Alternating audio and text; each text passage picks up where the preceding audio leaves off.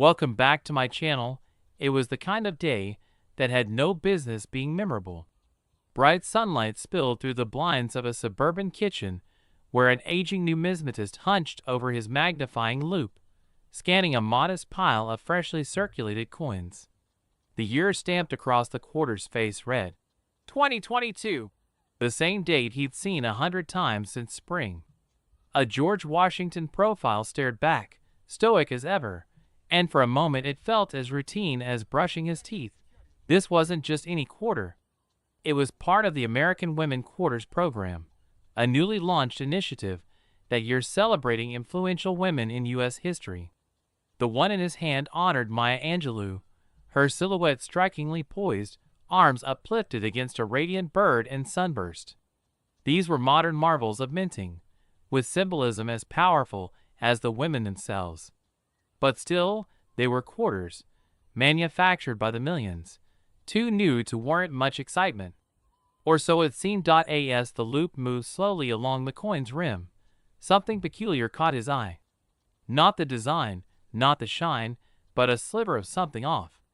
The Liberty inscription appeared doubled, but not in the bold, clean way a shadow might mimic a shape. It was distorted, jittery, like a whisper of movement frozen in time. The collector frowned, then blinked twice. Surely his eyes were playing tricks, maybe a scratch or postman damage. He reached for another 2022 quarter. Normal. Another. Still normal. Back to the oddity. He tilted it gently under the kitchen light. Again, the letters seemed layered, like echoes. He turned it over, scanning the reverse where Maya's silhouette danced among rays. Here, too, fine lines suggested a doubling, almost imperceptible but undeniably present. He felt it in his stomach before his mind caught up. An old sensation, like when he'd stumbled on a 1972 Lincoln double die set decades ago. He didn't trust it right away. Error coins were an art form in patience and skepticism. Most errors were illusions. But this bore the hallmarks of something real, something unlisted. That night, he posted to a quiet forum where seasoned collectors shared finds without the drama of public hype. His photos, clear and stark under LED light, showed the doubling with eerie clarity. Within hours, comments began to trickle in. Interesting, possibly MD?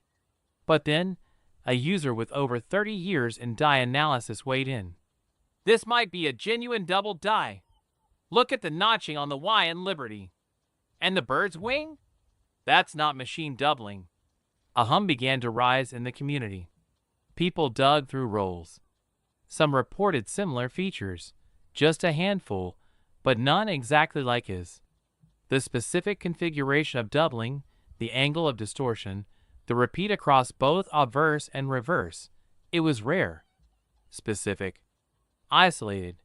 The coin's origin led them to the Denver Mint. The consensus was that a small batch of dies must have slipped through with a misalignment in the hubbing process. And not just a slight one. This error, though subtle, was consistent across only a tiny fraction of coins minted early that year. It was the kind of mistake that shouldn't happen in modern facilities, where quality control is precise and machine-driven. But no system is flawless. By June, whispers had become discussions. Online listings emerged tentatively. Possible 2022 D double die quarter, rare? One sold for $15. Then another for $40. The early buyers weren't casual collectors. They were seasoned error hunters, taking a gamble. Then came a bidding war that ended at $215. Still modest, but the trend line was unmistakable. More examples surfaced, but slowly. The numbers didn't rise dramatically. For every 1,000 rolls searched, maybe one or two showed the peculiar doubling. That scarcity lit the fuse. Coin shows that summer buzzed with murmurs of the Angelou anomaly, and dealers began flagging 2022 quarters in bulk, hoping to catch lightning in a bag of 25-cent pieces. The value moved upward like a tide. By late summer, pristine examples, particularly in mint state, were fetching over $500. The original discoverer watched in a blend of awe and cautious disbelief as auction listings quoted his photographs, some without credit. He didn't mind. Not really. He still had the coin. Then came a development no one expected. A submission to PCGS returned with a formal classification. 2022 D quarter, double die obverse and reverse, FS101. The designation confirmed it. This wasn't damage or mechanical shadowing. It was a bona fide double die, and both sides bore the error. That, in itself, was a rarity almost unheard of in modern minting. One side affected? Common enough. But both? With that confirmation, the floor shifted. Demand surged. Collectors who once dismissed modern errors began calling in favors, trading high-grade silver for a shot at the elusive quarter. Prices hit 4 digits for coins in MS67. A flawless MS68 sold for just over $3,000 at a small but well-watched auction in October. No fanfare.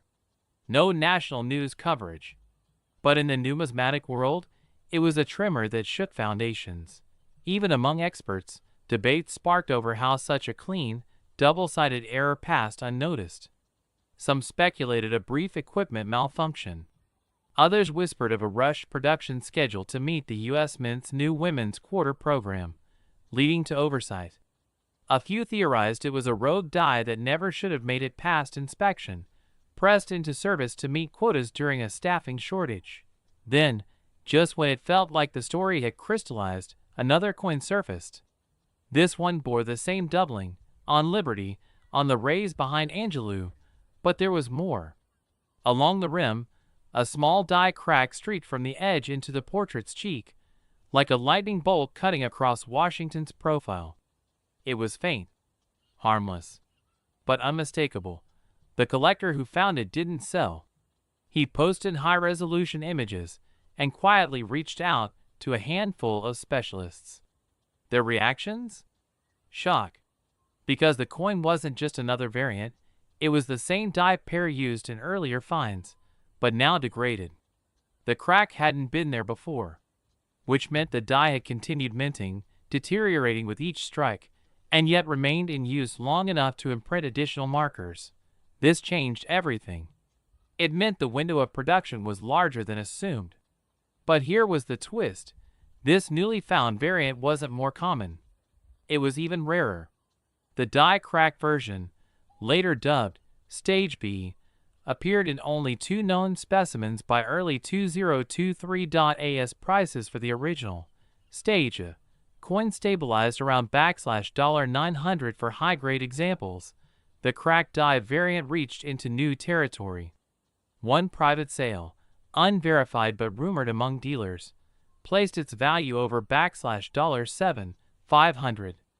The identity of the buyer remained secret, but whispers suggested a well-known collector who specialized in modern U.S. errors and rarely let competition win. The original discoverer held his coin, still sealed, still untouched. Offers came. One collector offered to trade 5 gold eagles. Another included a rare 1999 wide AM penny in MS68 as part of a package. All declined. What made the 2022 quarter error so electrifying wasn't just the rarity. It was the narrative woven through it. A coin honoring an icon of literature and strength, minted with an unintentional flaw, duplicated across both sides, and then evolving midlife into a new form as the die began to fracture. It was poetry pressed into metal. By early 2024, population reports remained tiny. Fewer than 70 confirmed Stage A examples, and only 3 Stage B. Theories circled endlessly. Why hadn't more appeared? Was there a third stage? Did the die break completely and get pulled before another strike? Or had those final coins slipped into circulation unnoticed, possibly in the till of a diner, or lost between couch cushions? Some began hunting not just for the doubling but for the crack, looking for a continuation in the story. A third chapter. Something that would tie it all together in one final twist. Then, quietly, without attention, A collector in Nevada posted a photo on a closed forum. The doubling was there. The crack too. But now, an extra die chip bloomed just above the bird's wing, a swollen fragment that looked almost like an unintended tear in the sky. Stage C. Only one confirmed. No sale. No listing. Just an image and a caption, asterisk. Stage C. Found in change at a gas station. Asterisk. And so the story deepened, not with finality, but with mystery. The 2022 quarter, minted as part of a tribute to history, became a history of its own, etched in errors, shadows, cracks, and silence. It remained a coin like any other, until you looked closer. Then it was anything but. The year was 2004, and across the United States, quarters bearing the name of Michigan began flowing from the presses. These coins, part of the ambitious 50-state quarters program launched in 1999, aimed to commemorate each state's unique heritage. Michigan's design depicted the Great Lakes and a geographic outline of the state, simple, elegant, and a point of pride for many. The Philadelphia and Denver mints were busy striking millions of them.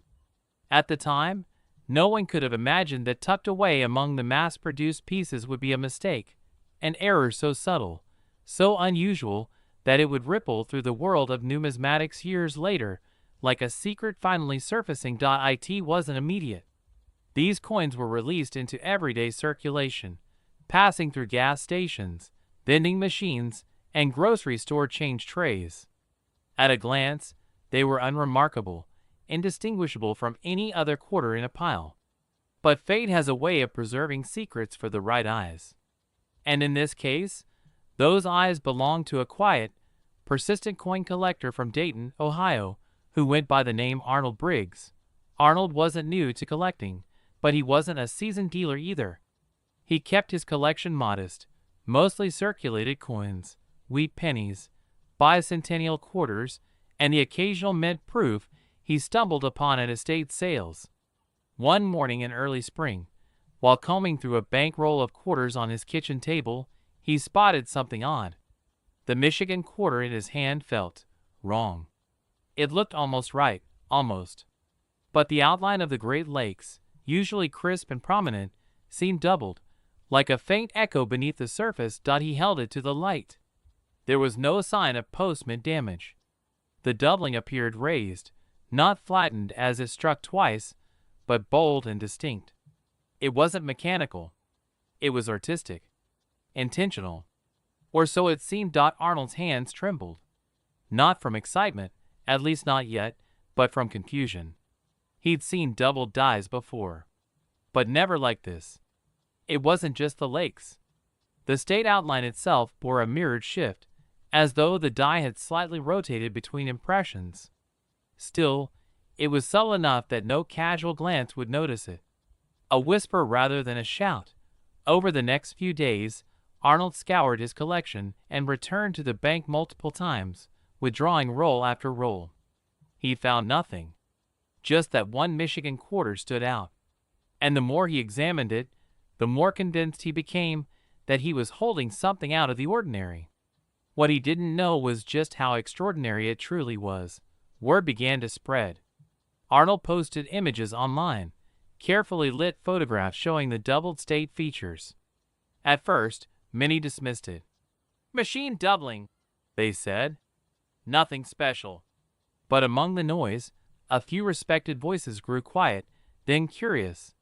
Within weeks, one of the most reputable coin graders in the country confirmed what Arnold had suspected. It wasn't machine doubling. It was a rare case of a double die strike. This was significant. Double die errors occurred during the creation of the die itself, not during the minting process. It meant the flaw existed before any coin was struck. Every coin made from that die would bear the same anomaly. But the Michigan Quarter Series had millions minted, and yet only a handful, just 3, in fact, had surfaced with this peculiar doubling. Suddenly, Arnold's modest discovery became a story. Collectors began rechecking their 2004 Michigan quarters, and a few more examples trickled in. but none matched the definition or clarity of Arnold's piece. Most were mechanical, typical of rushed minting. His, on the other hand, was pristine. Even under magnification, the doubled image maintained perfect separation and symmetry. The entry grew .at first. The coin's value was uncertain. A few online forums speculated it might fetch a few $100s, perhaps 1,000 if the right buyer emerged. Arnold refused to sell. He wanted answers more than profit. He attended shows, spoke with numismatic historians, and quietly tracked market chatter. And that's when the unexpected started happening. The coin's value didn't merely rise, it leapt. One private offer after another appeared in his inbox. $$2,000. Then $5,000. A month later, a dealer from Texas offered $9,000. No questions asked. But Arnold declined. Not out of greed, but caution. Something felt unfinished. He wasn't ready to let it go. Then came the twist. A retired mint employee, who wished to remain anonymous, contacted a coin journalist who had been covering Arnold's story. The former worker hinted at a brief issue during the Michigan quarter production run, an error in die creation during a shift change at the Philadelphia Mint.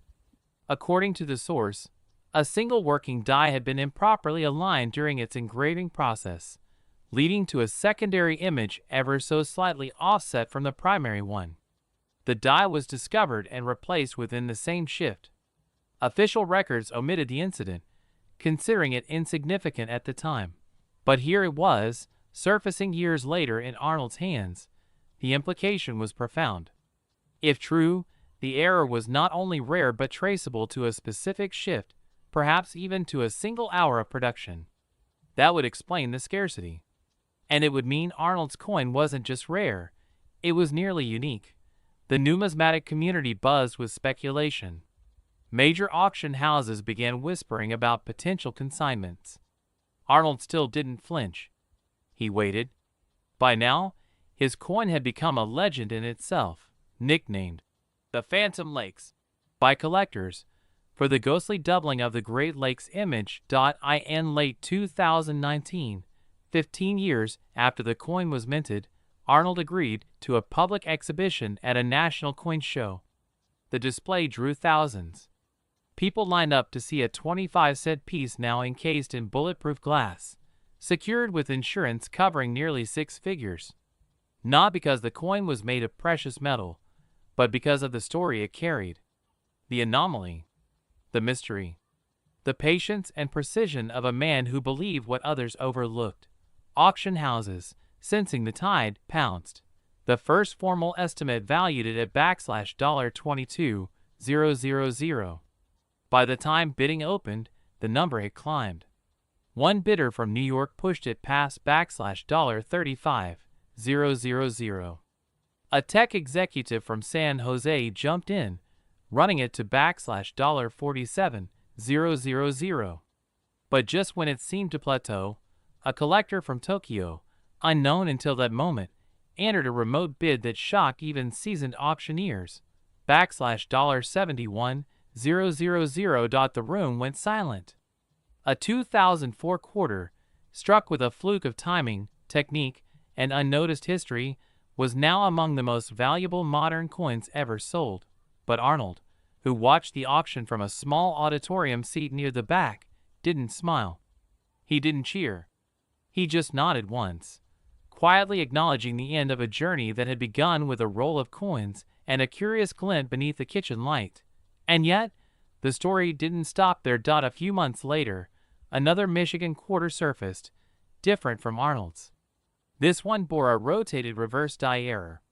The coin's reverse design, featuring the state and lakes, was slightly misaligned, creating a visual shift when compared to the obverse. Not as dramatic as the Phantom Lakes, but rare nonetheless. Experts began to wonder, were there more undiscovered varieties from the 2004 Michigan minting run? It turned out, yes, but they were exceedingly scarce. An error here, a subtle die chip there. All minor. all pointing to a chaotic week of production at the Philadelphia Mint. But nothing approached the clarity, beauty, or mystique of Arnold's double die. The error had etched itself into numismatic history, not only because of the anomaly itself, but because of the collector's resolve, his patience, his refusal to chase a quick buck. He allowed the story to grow, to mature.